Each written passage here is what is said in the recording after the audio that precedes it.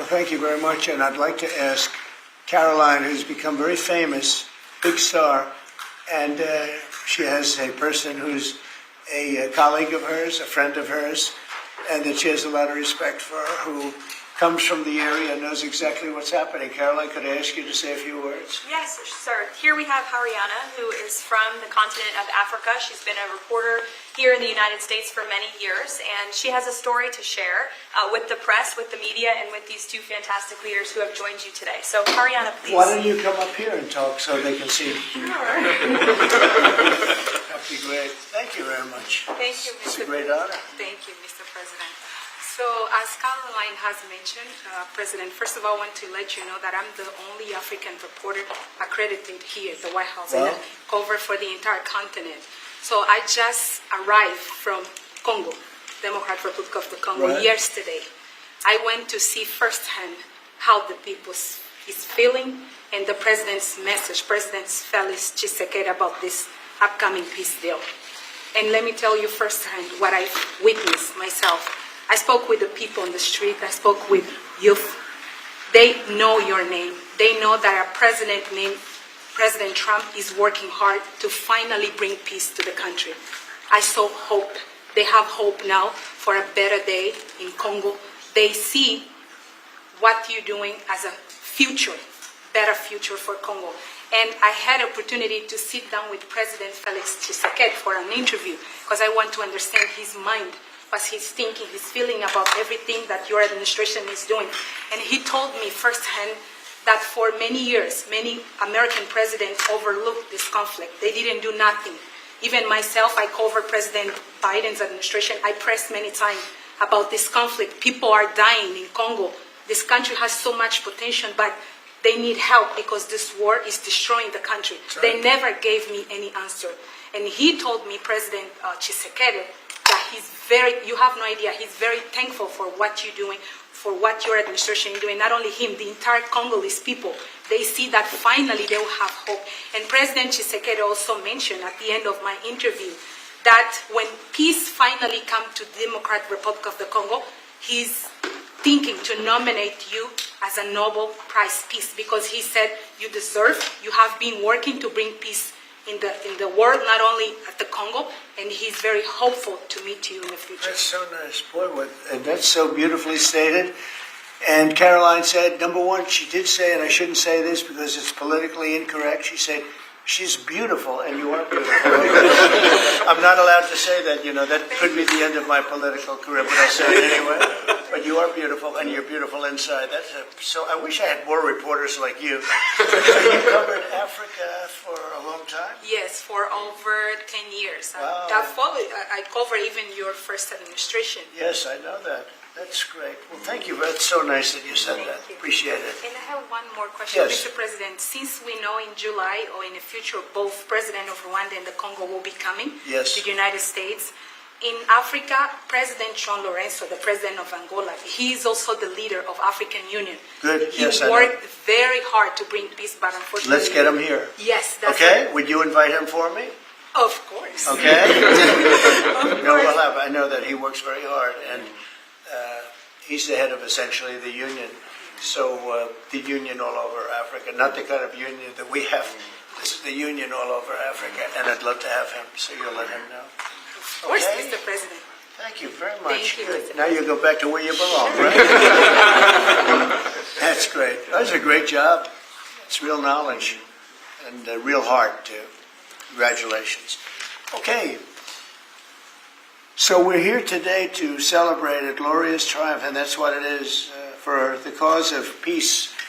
And this is a long time waiting. The signing of a historic peace agreement between the Democratic Republic of the Congo and the Republic of Rwanda. The conflict has continued, and it's been going on for many, many years. It's been going from, I guess they say 30 years. The Great Lakes region of Africa for a long time, and maybe even a time before that. How is the Great Lakes region? Must be beautiful, right? Beautiful. Beautiful region, but they had a lot of war, right? A lot of fighting, a lot of death. It's displaced countless people and claimed the lives of thousands and thousands. But today, the violence and destruction comes to an end, and the entire region begins a new chapter of hope and opportunity, harmony, prosperity, and peace. That's been a long time waiting. I said, how long has the war been going? And a friend of mine who was very much involved said 30 years, and at least 6 million people were killed during that period of time. It's incredible. And somebody said that was actually, it's the biggest war on the planet since World War II. So it's a shame, but we're going to bring it to an end. I want to express my gratitude and congratulations to the representatives of the Democratic Republic of the Congo and the Republic of Rwanda, who signed this pivotal agreement a short time ago. They just signed right in front. And let me also thank Secretary of State Marco Rubio, who has worked very hard on this subject, and we've worked on it together, for his outstanding leadership, as well as Senior Advisor for African and Africa Affairs, Mossad Boulos, who's, as you know, spends a lot of his time in Africa, and he's very comfortable there. I said, were you at all uncomfortable with all of the turmoil and all of the killing? And he said, no, I wasn't uncomfortable, and that's what you need. You need somebody that's going to be able to get. So, Mossad, I want to thank you very much for the job you've done. Amazing guy, actually. I also want to thank African Union, Qatar, Togo, for working closely with the United States. And I know Qatar was really working hard. And African Union, we just spoke about that. And I look forward to having them representatives here when we do the official meeting, and that'll be sometime in July. And we look forward to it. And you better be here covering it, okay? You better. We're not going to stand anybody else covering it but you. But this is a tremendous breakthrough. In a few short months, we've now achieved peace between India and Pakistan, Israel and Iran, and the DRC and Rwanda, and a couple of others also. Serbia, they were getting ready to go to war with a group I won't even mention because it didn't happen. We were able to stop it. But I have a friend in Serbia, and they said we're going to go to war again. And I won't mention that it's Kosovo, but it's Kosovo. But they were going to have a big time war, and we stopped it. We stopped it because of trade. They want to trade with the United States. I said we don't trade with people that go to war. And we said that also with, if you take a look at Pakistan and India, it was great. They have two great leaders, and they were able to stop. They were in the midst of a big fight, I guess everybody saw, and it was going to get very bad. And they are nuclear nations, very powerful nuclear nations. In the months and years ahead, my administration will continue to work closely with all of the parties in this deal and ensure the agreements are fully taken care of, and you're going to do what's in the agreement. We'll say you better do what's in that agreement, right? Because if somebody fails to do that, bad things happen. But I have a feeling that after 30 years, I think after 30 years you're all set. I think both of you have said that's enough, right? That's enough. Yeah. That's enough. You've seen it all. So this is a wonderful day. It's a great day. We've had some tremendous success. It's been a great week between just coming back from a very successful trip. NATO's really pulled together. They have. They're going to spend over $1 trillion a year. Nobody expected a thing like that to happen. And we had the war, as you know. We call it the 12-day war. It was exactly a 12-day war, and we ended up with no nuclear weapons. That's what we wanted. They were just absolutely blown to pieces, those 3 sites. And there's no nuclear weapons, and hopefully there can be a lot of healing, and the healing is starting. And it's been a really pretty amazing week, and this is one that I really look forward to. This was set up a few weeks ago, and it was something that I really look forward to. If we can do this, and we do that because we have a certain competence that's good, we're able to get people to be peaceful. I think we can do war better than anybody, but we don't want to. And we have the greatest military in the world. They showed that in Iran. Those pilots, they flew for 36 hours.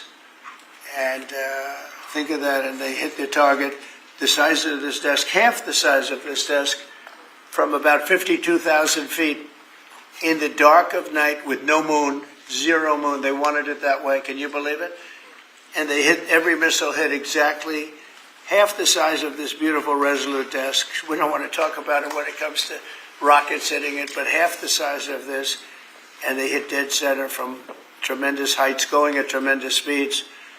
It's amazing. Nobody could do a thing like that. Nobody has that weaponry, and nobody could do a thing like that. So we had a very busy and successful week. And in addition to that, our economy is doing great, setting records with the economy, and a lot of other good things happening. But this is about Congo and Rwanda. And I'd like to ask, if I might, would you say a few words before we introduce our guests, please? Sure. Thank you, Mr. President. Yes. So, under your leadership, Mr. President, and the full support of Secretary Rubio and the entire team at the State Department, we engaged with the two parties in early April. And within 3 weeks, they signed the Declaration of Principles. And now, within about 2 months from that, we have signed today the final, this is actually the final peace agreement. You know, many people were wondering if this is preliminary. No, this is the actual final peace agreement that they've signed today. You've also expressed interest in inviting the heads of states to the White House for a signing ceremony. So there will be some other additional agreements that will be signed. In addition to this, which will become known as the Washington Accord with regards to the Great Lakes region. That's great. There are some economic... Why not the Trump Accord? I'm only kidding. It'll be headlines. No, I think that's a great name, Washington Accord. Beautiful. And there's an economic aspect as well that is extremely important for both countries. They have also worked, last week we finalized the regional economic integration framework, which both countries will be signing at the White House here during that ceremony. And That's going to be a great ceremony. Absolutely. Right? We're going to make that a great ceremony and bring other people that were involved, some other people. Besides the gentleman we talked about, who we know has worked so hard. If you think there are other people that are deserving, let us know. Okay? Sure. And there will be some bilateral agreements. We're negotiating a minerals deal with the DRC for critical minerals. Many American companies have shown interest in investing in the DRC, and these we're talking about long-term investments. Same thing with Rwanda. Many American companies have shown interest, and not only in mining, but also in the midstream and downstream, which will be the processing of minerals. We're also working and supporting the Lobito corridor, which will help building the infrastructure. Just 2 days ago, the United States signed, and supported a project of $1.5 billion for electric transmission from Angola to the DRC. And there are many other projects of that nature lined up. So we will be, under your leadership, Mr. President, will be working with the two countries very closely and with the support of Qatar to make sure that this agreement is implemented. And a lot of our companies are in both of these countries now, especially since we've been getting along so well. It's probably the way we were brought together. And we have a lot of our big companies are there, between rare earth and all of the other things that they do in Africa, which is very greatly expanding, especially in these two countries. You have earth, they consider it to be about the best in the world, actually, I've heard. So we're doing a lot of different things, and it's all going to bring everybody together. That's how this all began, I guess. But the big thing is, the big thing for me is really only one thing, and that's getting a peace treaty with two countries that have been fighting for 30 years. And I want to thank you all. Will, if you could, Yes, sir. you could bring the letters over. Of course, sir.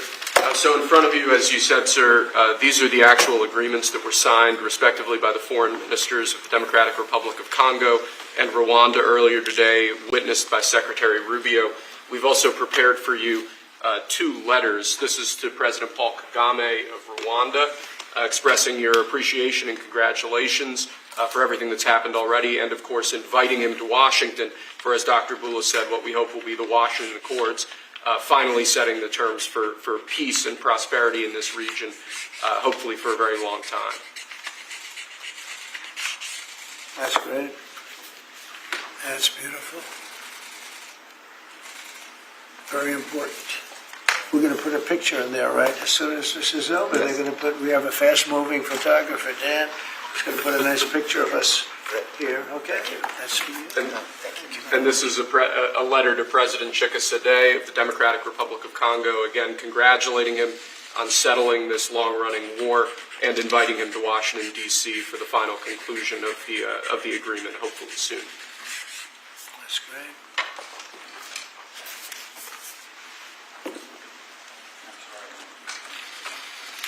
Nice, right? That's great. You take that pen, and you take that pen. Thank you very much. So I'd like to ask JD to say a few words, our great Vice President, and then Marco, and go ahead. Great. Well, first, let me welcome the foreign ministers of Rwanda and Congo. It's great to have you in the Oval Office. And second, let me say congratulations to the President, Secretary Rubio, and the entire team. I think for the people of these two countries, they should know that the United States is committed to the pathway of peace.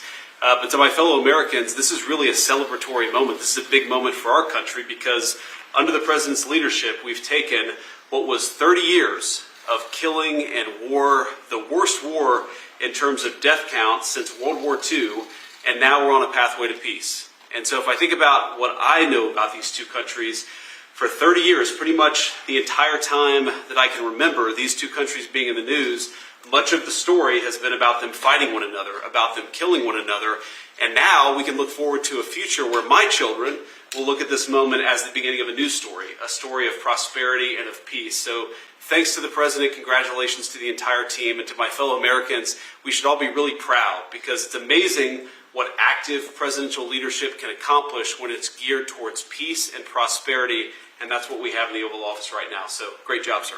Thank you very much, JD and Marco, and then we're going to ask the two principals to speak. Yes, sir. Mr. President, first of all, thank you. When I first came on this job a few months ago, you made it very clear that the priority of this administration under your leadership is going to be the pursuit of peace. And from day one, whether it's been in Ukraine and Russia, whether it's been Pakistan, India, whether it's been Iran and Israel, and in the continent of Africa, your priority's been on peace. And today we see this come to fruition. It's sad. Wars get a lot more attention than peace. But peace is harder than war. A lot harder. And I want to congratulate both of the leaders here and their respective presidents for choosing the harder path, which is often peace, than the easier path, which sometimes is war, as costly and as bloody as it may be. And I echo the Vice President's statements, and that is that Americans should be very proud that the number one voice for peace in the world today is our President, your President. And so thank you, President Trump. And I want to, again, recognize Dr. Boulos and the work he's put into this from day one. He's really put a lot of time and effort, and as our friends from the respective countries can share with us. And last point, I do want to thank, you've done this already, but the African Union, Togo, and Qatar, who have been extraordinary partners and whose help we're going to need to continue to receive in order to bring all this to fruition. So congratulations to both of you. Thank you, Mr. President. Thank you. Great job you've done. Do you want to start? Either way. Would you like to start? Ladies first, maybe. Okay. Thank you so much. Thank you Again, very much. thank you so much, Mr. President, for having us here. I think I can summarize my contribution in 3 main points. First of all, thank you and congratulations indeed for this remarkable milestone, which is putting an end to 30 years of conflict and of suffering, and which is redefining the perspectives that millions of Congolese and of citizens of the greater Great Lakes region will have. The second point is stay committed, stay on board. We need the United States to make sure that this agreement holds and that you hold us accountable.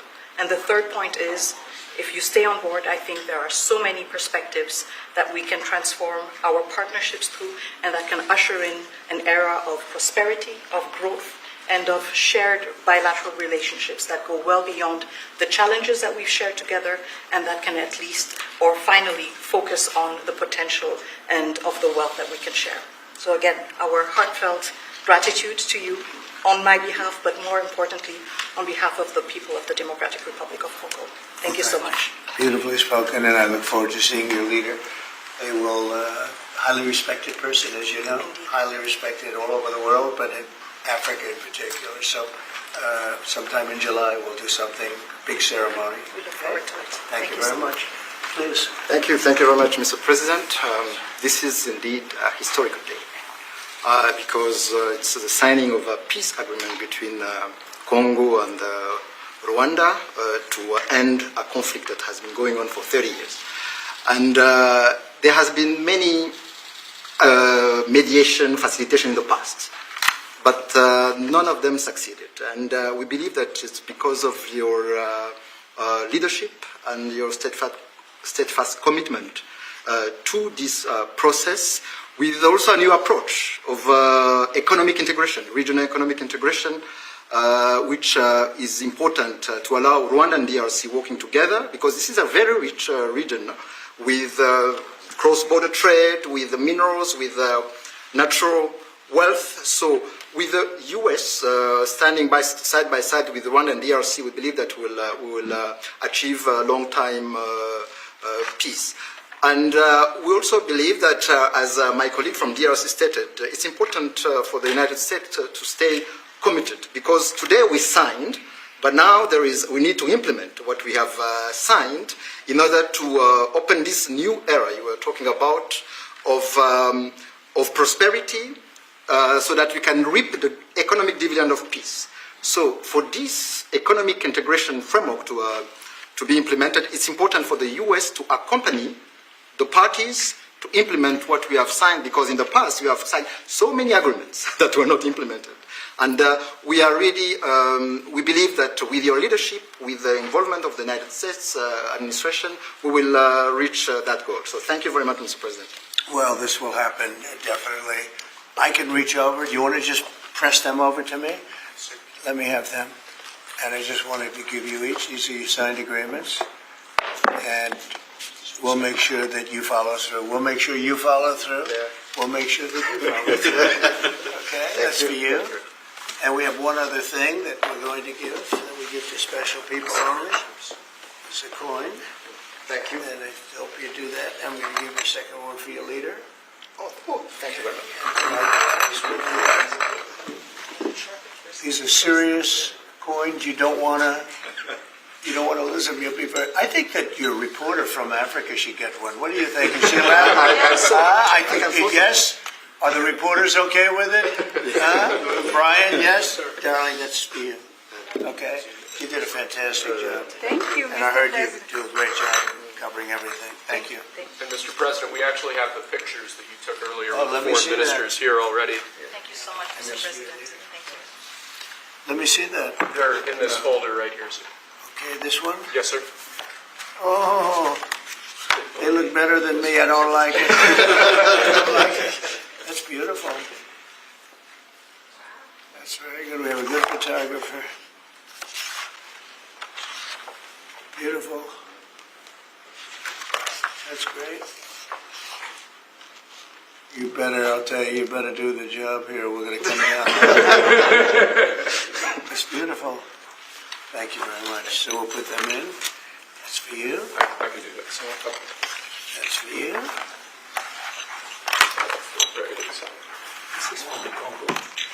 What is it? For the call. Yes. Okay. Let's see, we have two of them, I think so. You wouldn't give us one, you would have made a big mistake. Isn't that nice? That's for you.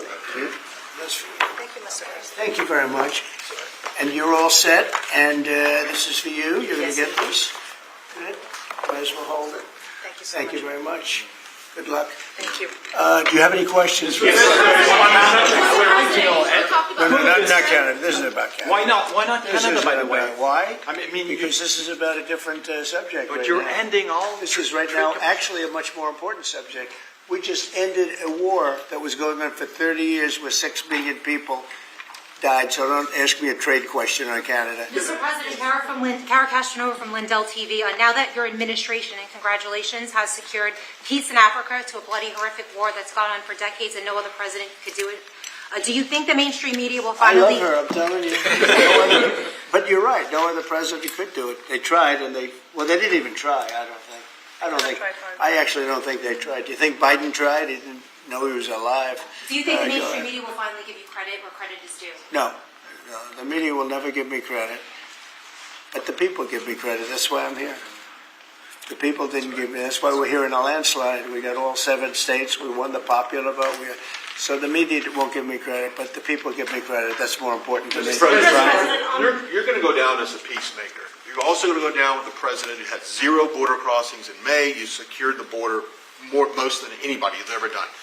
But I don't know if you know this. You're on track right now to have the lowest murder rate in history in this country, and I think a lot largely go to the fact we closed down the border. But you want to comment on that? You might go down as the lowest murder rate in U.S. history, President Trump. I saw that the other day, and it's an honor. I mean, and that's really even better because, you know, we've taken a lot of illegals into the country through the Biden administration that are murderers, 11,888 to be exact.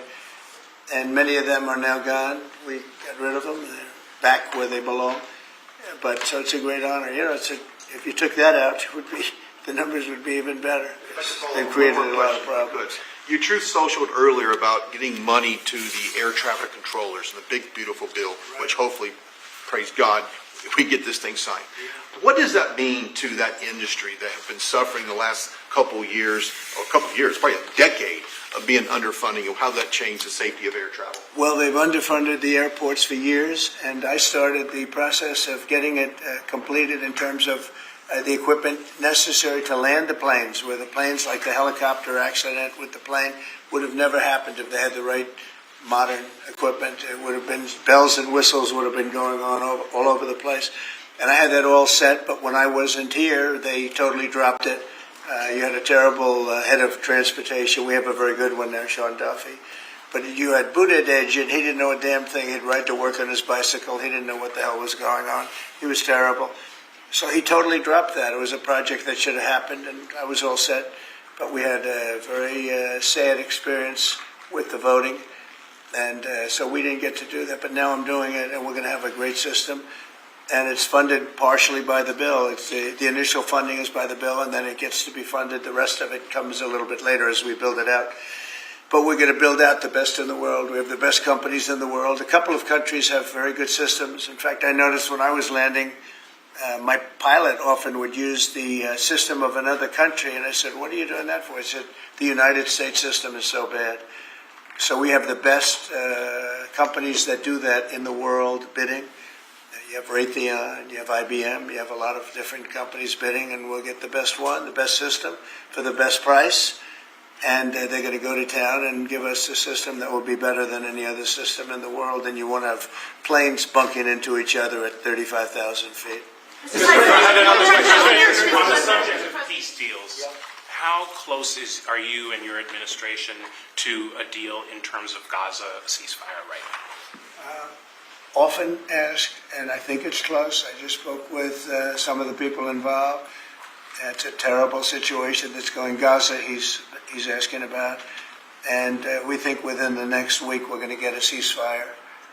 And we're supplying, as you know, a lot of money and a lot of food to that area because we have to. I mean, you have to. We're in theory not involved in it, but we're involved because people are dying. And I look at those crowds of people that have no food, no anything, and, you know, we're the ones that are getting it there. Some of it's being taken by some bad people, you know, as you give it and you give it out, and they're supposed to be taking care of the people, and they end up stealing the food and selling it. But we have a pretty good system now, but so we're helping with that. You see the lines of people that just get one meal, essentially. But it's too bad. Other countries aren't helping out. Nobody's helping out. We're doing that because I think we have to on a humanitarian basis. Like this, we didn't have to get involved in Africa, but we did because we thought it was. I mean, I've been reading, like J.D. said, he's, you know, from much of his life, he's been just seeing this about this brutal war, and it actually got a lot of publicity because of the level of brutality. Right? It was nobody's ever seen anything like it, and to be involved in that, I mean, I consider this the most important of my conferences today. We just had a great Supreme Court victory today, and everybody would say that was big, but you know, we're talking about saving thousands and probably millions of lives here. This is more important than anything. So it's great, but we're working on Gaza, trying to get it taken care of. And again, you know, a lot of food has been sent there, and other countries throughout the world should be helping also.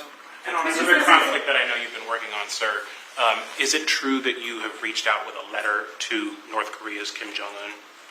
Well, if there is a conflict, I get along with them very, very well, and we'll get the conflict solved with North Korea. I've had a good relationship with Kim Jong-un, and I've gotten along with him really great, so we'll see what happens. But somebody saying there's a potential conflict, I think we'll work it out if there is. It wouldn't involve us, but again, we're very far away from a lot of these places that we're solving problems with. But I enjoy doing it, I like doing it, and it's the right thing to do, and we have an ability to get it done, so we're solving things that we didn't have a lot to do. Serbia, Kosovo, I told you, we solved a potential disaster. I can tell you that some of the countries that you're not going to hear about, but some countries that were ready to go to war with their neighbor are not going to go to war with their neighbor, and that's a great thing. We have a number of them. But I'm very happy about India and Pakistan because they actually have nuclear weapons. You know, when you talk about Iran, they were trying to get it, but India has nuclear weapons. Pakistan has nuclear weapons, high-level nuclear weapons both, and getting that solved was really great. We did it through trade, so it was a great thing. Mr. President, when it comes to nuclear weapons, Mr. President, are you concerned that the Iranians may have some enriched uranium at Pickaxe Mountain?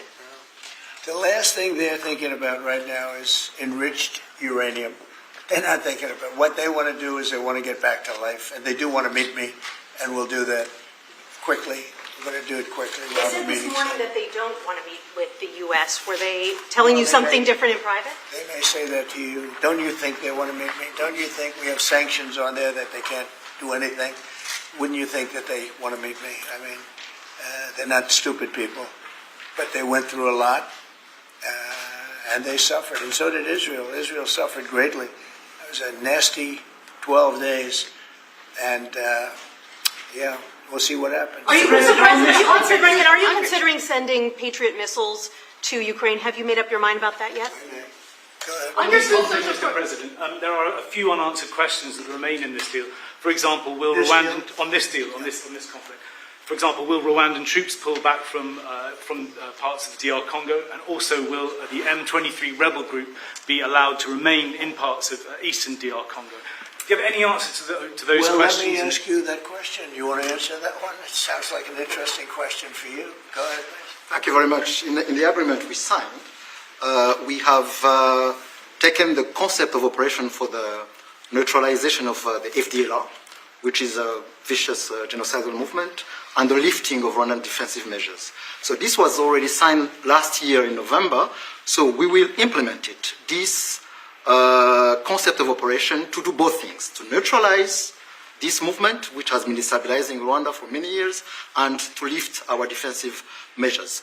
As for the M23, in the agreement also, we have decided to rely on the Doha talks, because there are currently talks between the AFC M23 and the DRC government to have a peace deal also that will complement the Washington peace agreement. So both things are taken care of. Thank you. Mr. President, will the United States be enforcing this agreement or taking a role in it? Working with them to get it enforced. They can enforce their own agreement, but we'll be putting a lot of pressure on to make sure it gets enforced. The two people in this room are very, very capable people, and they'll get it done.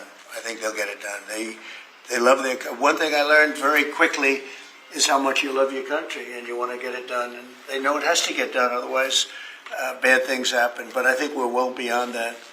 Other presidents should have done what I'm doing right now. They never did it. I don't think they ever tried. I don't think it's like they couldn't do it. I don't think they ever tried. And if they did, they wouldn't be able to do it anyway.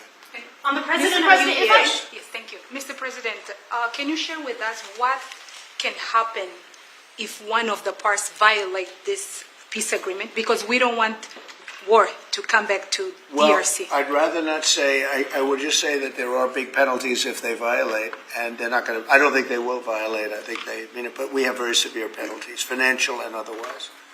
Okay. Mr. President, we can circle back to your social post on Canada specifically. Why are you deciding to end trade talks with Canada, and what rate are you looking to set? So Canada put a charge on some of our companies, and Canada's been a very difficult country to deal with over the years. We hear Canada, we have a great relationship with the people of Canada, but it's been very difficult, and they put a charge, and they were a little bit early. We found out about it. So, and we have all the cards. We have every single one. We don't want to do anything bad, but they have economically. We have such power over Canada. I'd rather not use it, but they did something with our tech companies today, trying to copy Europe. You know, they copied Europe. It's not going to work out well for Europe either, and it's not going to work out well for Canada. They were foolish to do it. So I said we're going to stop all negotiations with Canada right now until they straighten out their act. Okay? Is there anything Canada can do to change your mind about this situation? Well, no, they put a tax on companies that were American companies that they shouldn't. Very severe tax, and yeah, I guess they could remove it. They will, but I don't really. I mean, it doesn't matter to me. We have all the cards. We have all the cards. You know, we do a lot of business with Canada, but relatively little. They do most of their businesses with us. And when you have that circumstance, you treat people better. They've had farmers that are getting like 300, 400, 200% in tariffs. Nobody's ever seen anything like it. We have cases, you don't read this and the people don't report, but they charge us 400% on some dairy products. 400%. Nobody writes that. It's not fair to our farmers, and we've got to protect our farmers. Mr. President, you mentioned how much of a rate cut it would do to the interest on the debt. Earlier today, Director Pulte was on CNBC talking about how he suggested Powell should resign. Any comments on whether or not Powell should step down? I know you've been pretty critical. I don't have a comment. I'd love him to resign if he wanted to. He's done a lousy job. Look, if you were there, you'd say, well, you know, the United States is doing well. They have no inflation. And if they do get inflation in a year or two, we'll start raising the rates. We'll get rid of the inflation, you know, and do other things. Biden had the worst inflation in the history of our country. 19%, but I think it was much higher than that. Frankly, they say 19%. I think it's a lot higher than that. And we have almost no inflation now. We've done a great job in a short period of time.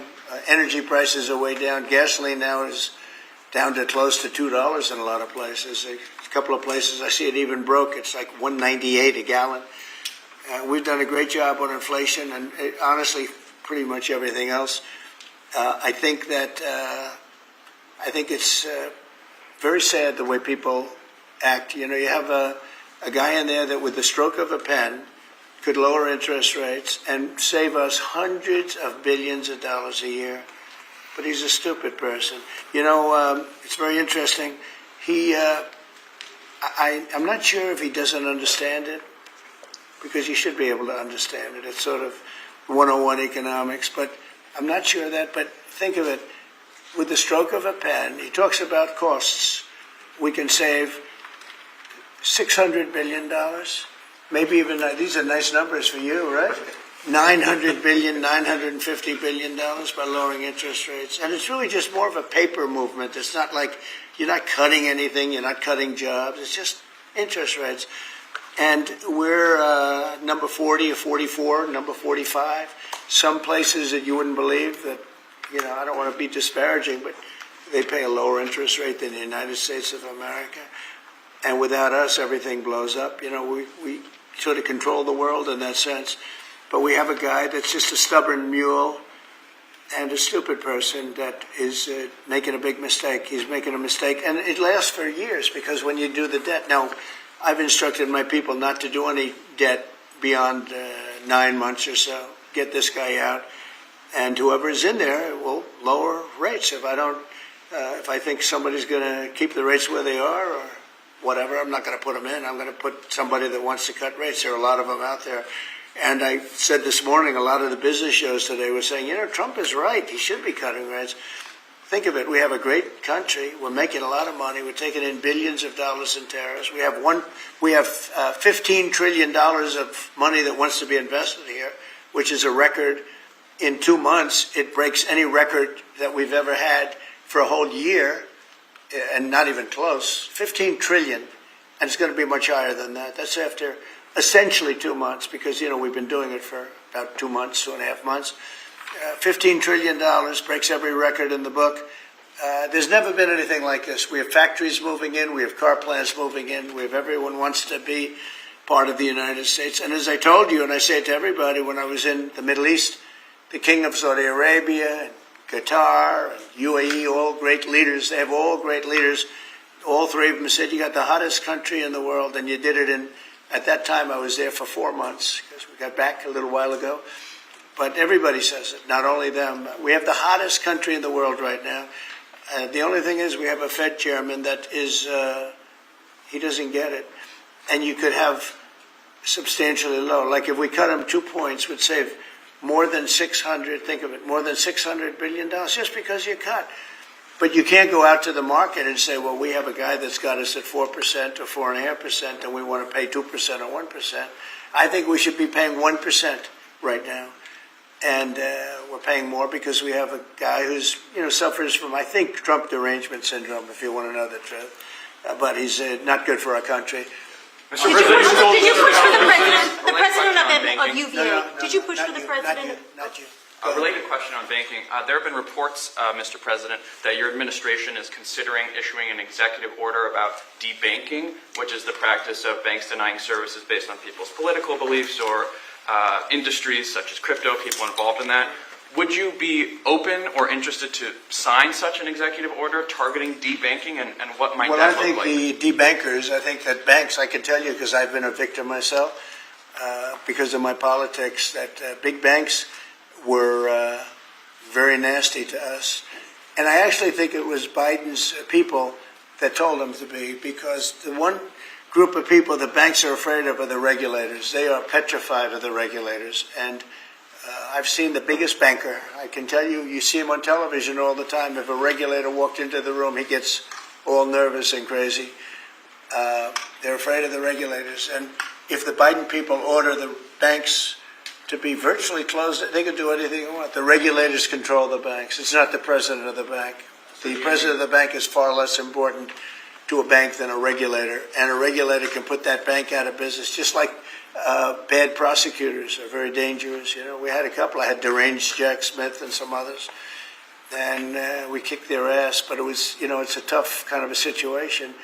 Prosecutors are very dangerous. A great prosecutor is an amazing asset for a country.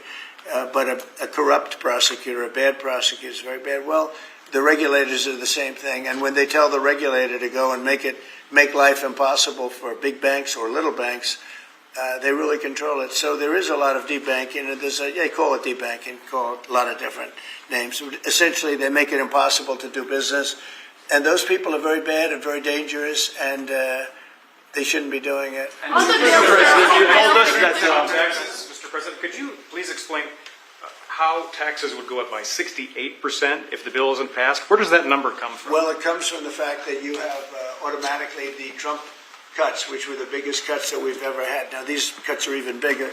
But from the last administration, we had the Trump cuts. It was a 5-year deal, and it comes due. When you add that to the cuts that you already have and other things, it amounts, according to what they tell me, about 68%. That would mean you'd have a tax. So that that the tax cuts that they got, the biggest tax cuts in our history, would immediately go up to that level. And that alone is a big chunk of the 68%. And then you have the other taxes that would accumulate. And they say that you'd have about a 68% tax increase. Sir, you said a moment ago that it won't work out very well for Europe on trade.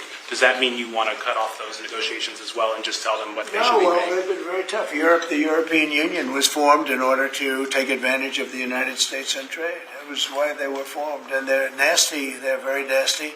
We have a good relationship. I'm dealing with Ursula right now and the group. But it's a very tough situation. They have been unbelievably bad to us. If you look at past precedents, they've treated them very badly.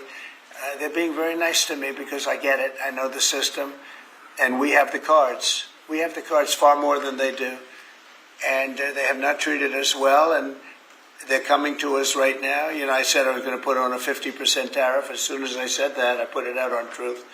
As soon as I said that, they came to the table. They didn't want to come to the table. My people were telling me, Scott was telling me, and the whole group was telling me that not a good situation. They want to tap it down the line. They don't want to really deal. So I said, we're going to put a 50% tariff on you.